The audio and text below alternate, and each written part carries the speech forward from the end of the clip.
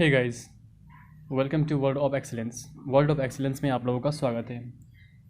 आज मैं जिस टॉपिक के बारे में डिस्कस करने वाला हूं आप लोगों के साथ, उस टॉपिक का नाम है वेरिएबल। इसे कहते हैं चर। सबसे पहले हमारे मन में एक क्वेश्चन आता है कि चर क्या है, चर किसे कहते हैं, चर क्या है और किसे कहते हैं। तो सबसे पहले मैं आपको बता दूं कि चर को हम लोग X, Y, P, S, T, M, N etcetera किसी भी अल्फ़ाबेटिकल लेटर से दिखाते हैं या दिखा सकते हैं। इसका कोई भी फिक्स नहीं होता कि मैं इसी से या इससे दिखाऊंगा। मैं चर को किसी भी लेटर से दिखा सकता हूँ। तो चर क्या है, अब इसके बारे में जानते हैं। ये तो आपका हो गया कि चर को हम किस किस लेटर से दिखा सकते हैं। अब हम बात करेंगे कि चर क्या है, चर कहते किसे हैं। तो चर एक ऐसी एंटिटी होती है किसी भी समीकरण के अंदर जिसका वैल्यू फिक्स नहीं होता, उसे हम लोग चर कहते हैं या वेरिएबल कहते हैं। अब फिक्स नहीं होता, इसका क्या मतलब है?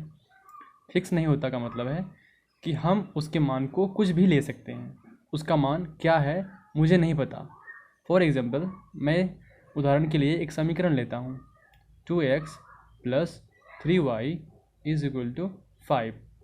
इस समीकरण में x और y दोनों ही चर है। अब आपके मन में ये क्वेश्चन आ रहा होगा कि दोनों चर क्यों हैं। तो मैंने जैसे बताया कि चर एक ऐसी एंटिटी होती है जिसका कोई भी फिक्स मान नहीं होता, जिसका कोई भी चर जिसका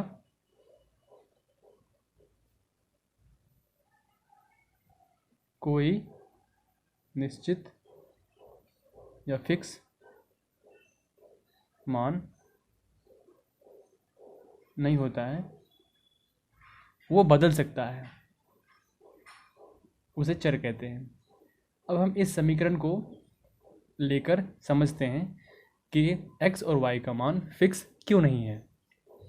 तो मैं मान लिया कि x का मान 0 है। ज़ीरो का मान मैं इस समीकरण में बैठाता हूँ, 2 × 0 + 3y = 5। तो 2 को जैसे मैं 0 से मल्टीप्लाई करूँगा, 2 का मान 0 हो जाएगा, प्लस 3y = 5 और फिर 3y = 5 आएगा और y = 5/3 आएगा।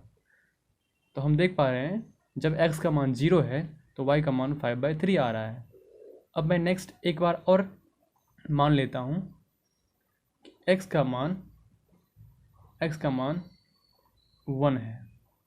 जब मैं x का मान 1 लेता हूँ तो मैं अब इस x के 1 मान को फिर से इस समीकरण में बैठाता हूँ, 2 × 1 + 3y = 5।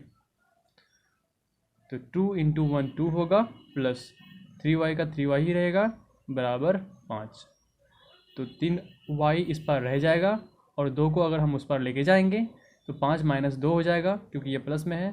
तो 5 - 2 होगा, तो 3y = 3 आएगा और y का मान फिर आएगा मेरे पास 3/3, कट के हो जाएगा 1, यानी कि y का मान भी मेरे पास 1 आता है। तो आप बिल्कुल यहाँ पे देख